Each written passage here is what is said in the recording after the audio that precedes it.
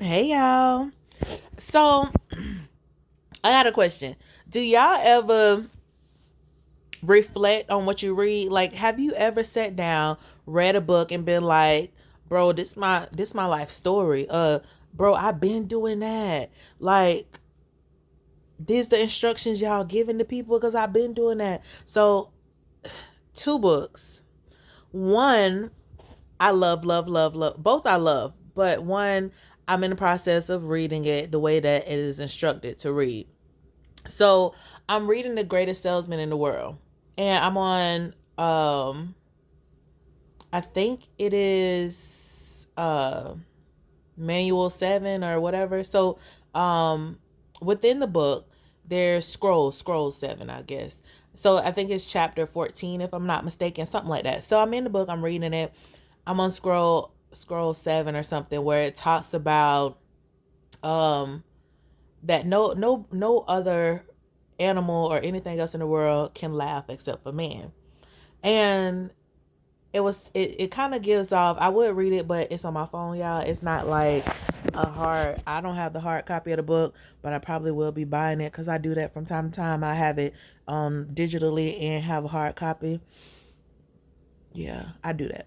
But so it was just talking about how we have the ability to laugh things off, right? And dang, I really want to read some of it now. Like, I'm like, ooh. But we have the ability as men to laugh things off, and how we choose the emotions that we can display, right? The emotions that we want to have and focus on. And I was like, that's very true. And so as I've been reading these scrolls and stuff, this one in particular tells us to kind of laugh things off, to understand that this too shall pass. And I remember, like, back in the day growing up, people would say that all the time. This too shall pass, this too shall pass. Don't even stress, don't da da da da, because this is gonna pass, it's just a moment. And so it talks about this in the sands of times, and how, the people who built the pyramid, or who the pyramid was built for, they are now in the dust in the pyramids, and how the pyramids will one day be under dust, and all this stuff. Y'all, if y'all ain't check out the book, check it out, because there's so many great nuggets in the book. But it pretty much says, why stress over the things that you are stressing over today? Why don't you just take a moment, take a breather, take a second to yourself, laugh it off, because laughter changes the environment. I'm adding to it, y'all. This ain't hot go. But laughter makes a shift in the environment, and understand that whatever it is that you're going through, the situation that you're experiencing, that this situation will pass as well. It is only a nugget of sand in the grand scheme of life, right? Because there's centuries, right? Hundreds and hundreds of years where things have happened and took place, and wars and famine and all these other things, and now it is just a speck in this thing that we call life, this existence. And when I came on here, I was telling you guys, like, certain things, like, I've been implementing long before I read in the book. And I know maybe like 3 years ago, um well, I know for certain probably 2018, 17, 18, going into 19. But 2017, 18, I really was sitting here going through a phase of learning to relax. And I'm still in this process, right? My life, I tell the kids all the time, I live a relaxed life. My life is all about relaxation. And so, um, because I teach, and I teach middle school, and things happen as a teacher from the academic standpoints, from the administrative standpoints, from dealing with parents, dealing with the kids' behavior, dealing with them, their social emotional issues. There's a number of things that we deal with as teachers, but some stuff, especially the last 2 years, I've really learned to laugh it off. Things that most teachers would get upset about, be angry, start, yelling and being flustered about. Like, for me, I ain't got time for it at all. So, like, and I kind of tell some of the I tell the kids some of the stuff that happens, and kids, um they find themselves at first becoming agitated or aggravated with me. And I think that is so funny. Excuse me. I think that is so funny because they will do something and thinking that I'm gonna have a particular negative emotion or negative reaction to whatever it is that they're doing, and come to find out, like, I don't have, like, before I get angry, and I can feel it, you guys, like, I've gotten to the place where I feel I'm about to have a shift, and I just have to hold it. I have to smile. I have to laugh, because that it doesn't make any sense for me to be angry at anyone, honestly. Like, one, I don't even want to say the shift is the anger. The shift is the irritation, because I don't really get angry. The shift is the irritation and feeling that moment where you're like, dang, why y'all so disrespectful? Or to even take on any type of emotion based on somebody's response, based on somebody's what they say or what they do, somebody's actions.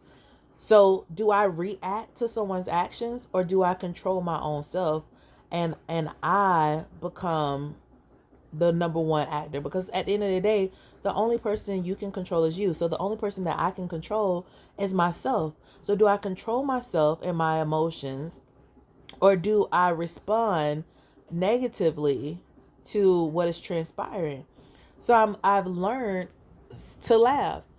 And like, I remember last year, one of the kids, I sat at the door. I watched them, instead of coming straight to class, I watched them go to the office. And I was like, so they're just going to be late to my class. Look, so for real? And I watched them go with their friend to the office, and I guess they thought they was going to get a pass.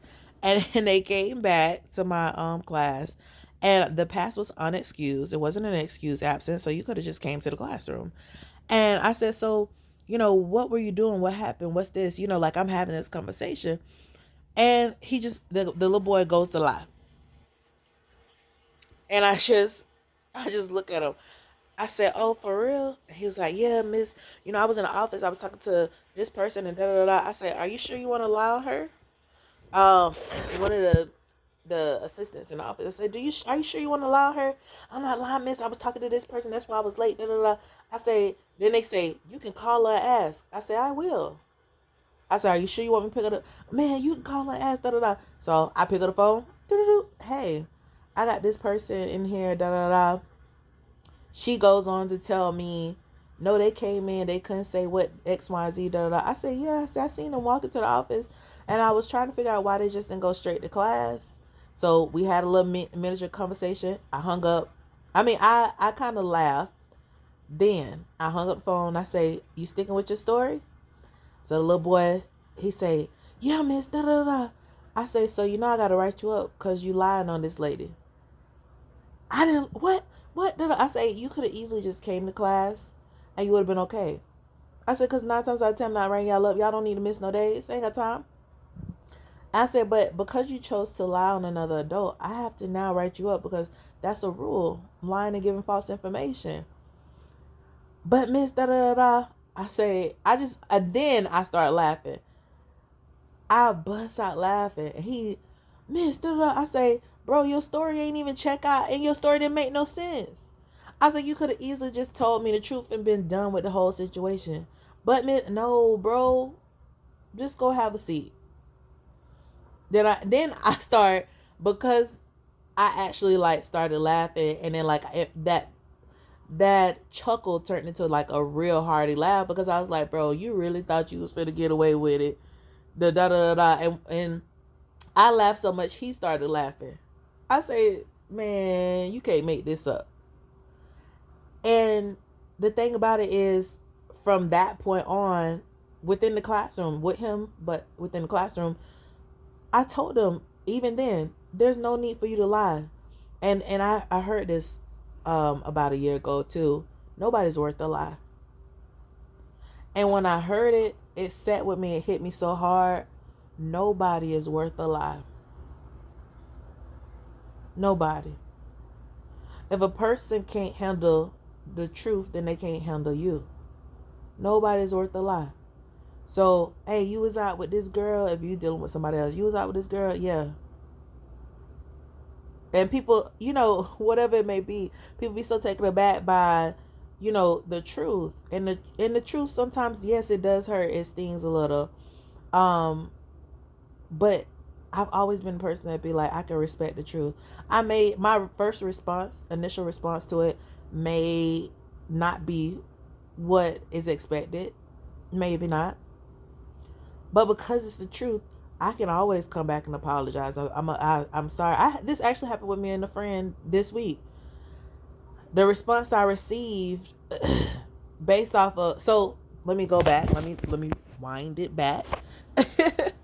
So me and a friend had a conversation, and I realized that I didn't fully express my intent.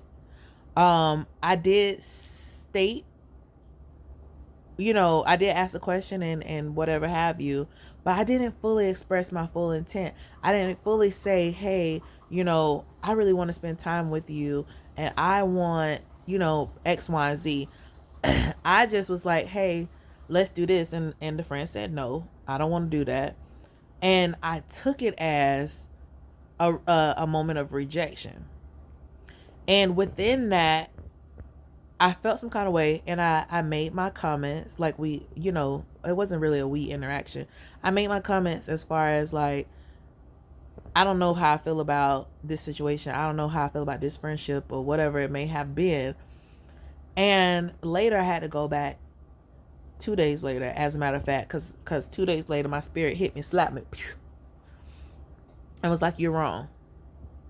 And I was like, I'm wrong?